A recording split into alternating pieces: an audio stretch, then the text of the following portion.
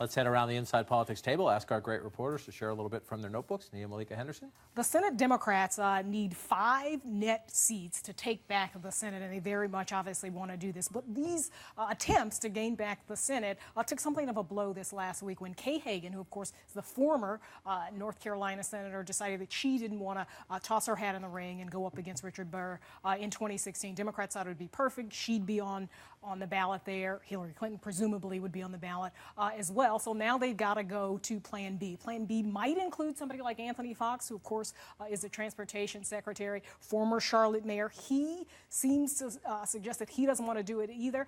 At this point, Democrats are very much trying to recruit folks and hoping to turn some of these no's into yeses, particularly with Anthony Fox. Yeah, if you end up at Plan C, that's usually not a good thing. Yeah. Mr. Fournier?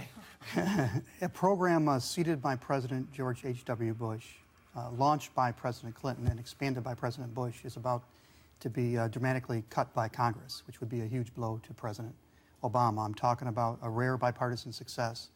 The national service programs, kind of under the AmeriCare umbrella, including Teach for America, City Year, Habitat for Humanity. These are all programs that give a purpose to civic-minded millennials in communities like Ferguson and Baltimore and Detroit and Charlotte, and that provide services to communities like Baltimore, Ferguson, Charlotte, and Detroit. But the Republican both in the House and the Senate are looking at cutting it by 1/3, which would dramatically reduce it well below the levels even under Bush. I wrote about that last week. What is new is that the community, the national service community, which is pretty active, in addition to doing normal grassroots pushback on this, plan to do 2 things. One, play the hypocrisy card against the Republicans. They're going to go right at the appropriators who have used national service programs and press releases as to say, look at what I've brought into the district, and point out the hypocrisy, and now they're going to cut these programs. And they're going to go to shame the White House and point out the fact that the White House has done very little to make this a priority. Anna Maura Connolly, the head of the big national service program, she emailed the White House and said, what are you guys doing about this? What are you guys doing about this? She didn't even get an email back. A lot of legitimate conversations about resources, but those groups do the Lord's work in those communities. Molly Wall? Oh, this is a bit of a self-plug for a big story I've been working on that'll be published in the coming week about this fight for gay marriage and how it came to the Supreme Court.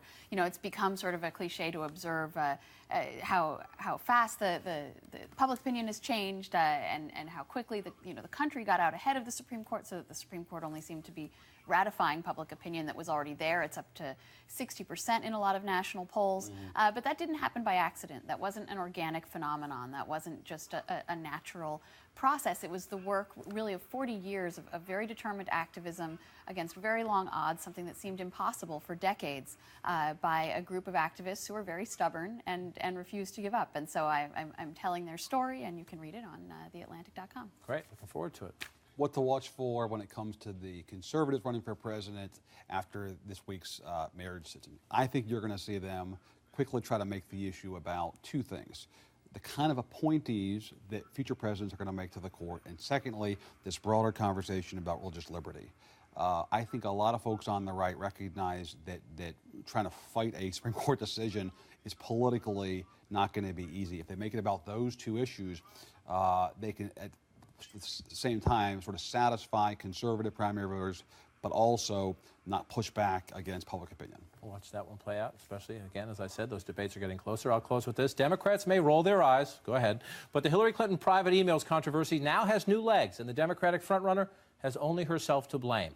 After the House Select Benghazi Committee released some new emails this past week, the Obama State Department was forced to admit it was not in possession of some Clinton emails that clearly discussed department business. Now, you might recall Secretary Clinton a few months ago had promised she had turned everything that belonged in the government files over to the government before she erased her private email server. Now Republicans are saying, now that we know a few emails are missing, who's to say dozens and dozens aren't missing?